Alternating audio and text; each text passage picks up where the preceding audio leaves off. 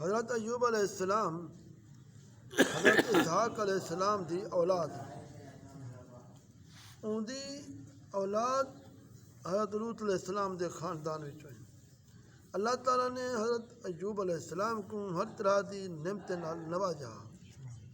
حسن صورت بھی ہے، مال اولاد دی کثرت بھی ہے، بے شمار مویشیاں، کھیت باغ وغیرہ ان دے مالک ہیں۔ جب اللہ تعالیٰ نے آپ کو آزمائش امتحان سٹے تو آپ دا مکان ڈھائے پہ، آپ دے سارے پتر ان دے تلے آتے فوت ہو گئے۔ تمام جانور جن دے وچ سینکڑاں اٹھ ہزاراں بکریاں قدرتی آفات نال او بھی مر گئے۔ تمام کھیتیاں باغ بھی برباد ہو گئے۔ غرض آپ دے کو کچھ بھی باقی نہیں رہ گیا۔ آپ کو جب ان چیزیں دے ہلاک برباد تھی کی خبر بھی ملتی آئی تو آپ اللہ دا شکر بجا آنے دیا۔ فرمیندر میڈا کیا ہا اور کیا ہے جہاں ہا اون گھن کتے جب تو میں کو دیتا ہا میڈا کو لہا جب اون دا ارادہ تے اون گھن کتے میں ہر حال اون دی رضا تے راضی ہاں۔ ان دے بعد آپ بیمار ہو گئے، آپ دے جسم تے وڈے وڈے آپلے پائے گئے، یہاں وہ سب لوگ آپ کو چھوڑ دیتے ہیں، بس فقط آپ دی بیوی جہاں نام رحمت بنت افراہیم ہاں جو حضرت یوسف علیہ السلام دی پوتری ہے، آپ دی خدمت کرنی ہے۔ کئی سال تک آپ بیمار رہے، آپ آبادے کو چھوڑتے ہیں جنگل میں، آپلے پھوڑے دے زخمے کرنے بڑی تکلیف کریں۔ عام طور سے لوگ مشہور ہے معاذ اللہ آپ کو کوڑ دی بیماری تھی گئی، چنانچہ بعض غیر معتبر کتابیں آپ دے کوڑ دے بارے بہت سارے غیر معتبر داستانہ بھی تحریر ہیں، مگر یاد رکھو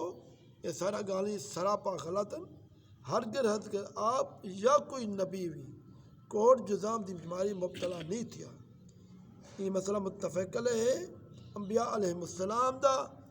تمام ان بیماری کے محفوظ رہنا ضروری ہے جو عوام دے نزدیک باعث نفرت اور گھٹیا ہیں۔ انبیاء علیہ السلام دا فرض منصبی ہے اور تبلیغ ہدایت کرتے رہیں تو ظاہر ہے جب عوام انہیں دی بیماری کی نفرت کرتے انہیں کو دور بھیجسی تو بھلا تبلیغ دا فریضہ کیویں ادا ہو سکتی۔ الغرض حضرت یوسف علیہ السلام ہرگز کہیں کوڑ یا جذام دی بیماری مبتلا نہ تھے، بلکہ آپ دے جسم تے کچھ آبلے تے پھوڑے پھنسا نکلا ہیں جن دے نال آپ کی تکلیف کئی سالے تئیں تکلیف مشقت کٹیں دے رہے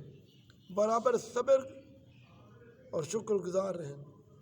پر آپ نے اللہ دے حکم دے نال اپنے رب کے نے یہ دعا مانگی ہے، انی مسنی الضر وانت ارحم الراحمین، اے میرے رب میں کو تکلیف پہنچ گئی ہے تو سب کے نواتیک مہربان رحم کرنے والے ہیں۔ جب آپ اللہ دی آزمائش سے پورے اترن امتحان کامیاب ہو گئے تو آپ دعا مقبول تھی ہے۔ ارحم الراحمین نے حکم فرمایا ایوب ہن مار اپنا پیر زمین تے، اللہ دے نبی ایوب علیہ السلام نے زمین تے پیر مارے،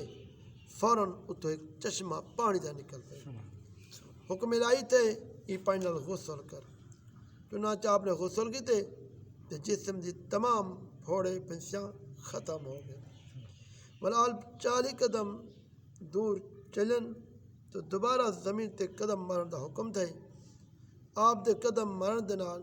دوجا چشمہ پانی دا زہر ہو گئے جن دا پانی بہت ٹھنڈا بڑا میٹھا مزیدار، آپ نے وہ پانی پیتے تو آپ کے اندر نوری نور پیدا ہو گئے، آپ کو اعلیٰ درجے صحت نورانیت حاصل ہو گئی ہے۔ اللہ تعالیٰ نے آپ دی تمام اولاد کو دوبارہ زندہ فرما لیتے، آپ دی بیوی کو دوبارہ جوانی عطا فرمائی، والوں کو اولاد چاہیے، آپ سے تمام ہلاک شدہ مال مویشی اسباب سامان آپ کو مل گئے،